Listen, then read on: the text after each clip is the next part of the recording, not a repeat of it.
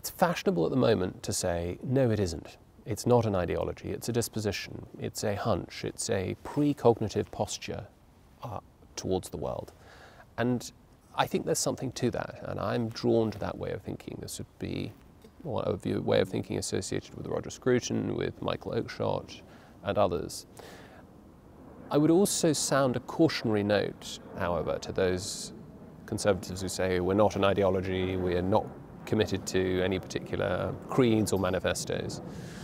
Because while I think that's probably true, conservatives do believe in things. They believe in ideas, they believe that some ideas are better than others, and they also think that those ideas fit together in a certain kind of constellation that sheds clarity, that makes a society more robust.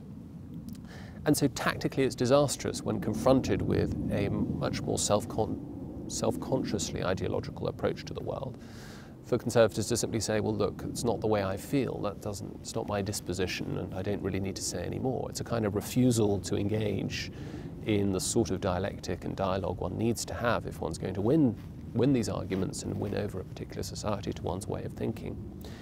And so, well, what are those ideas? What is a sort of a kind of micro-ideology that might sustain conservatism? Well, some of them might be, the world is given to us as a gift and with a certain inherent limits on our scope of agency. We can't just turn it into what we want it to be. We need to work with it, we need to work with the grain of reality, and we need to work with the grain of human nature as best we can.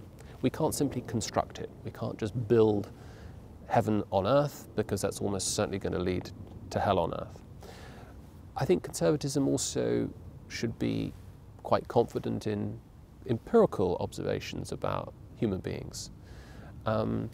Human beings are wired in such a way that they can extend their affections, their political loyalties, their loves, in the Augustinian sense, broadly speaking, to those closest to them.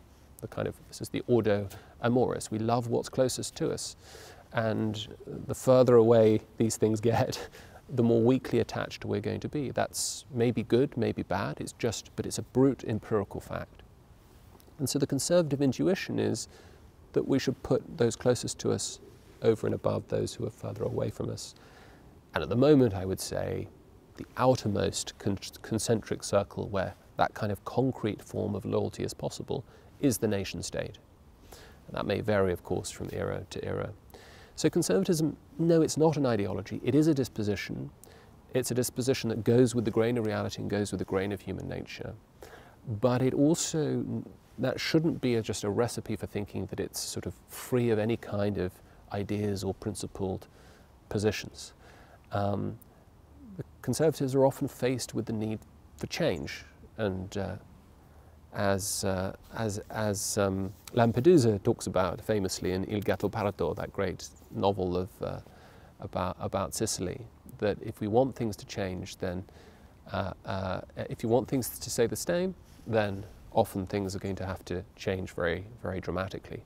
And so being able to give a reason for why things need to stay the same, and therefore what the selection mechanism is to change things in order for things to remain the same, that requires ideas. It requires principles that you can articulate. And of course, in any democratic debate, you've got to be able to articulate your position.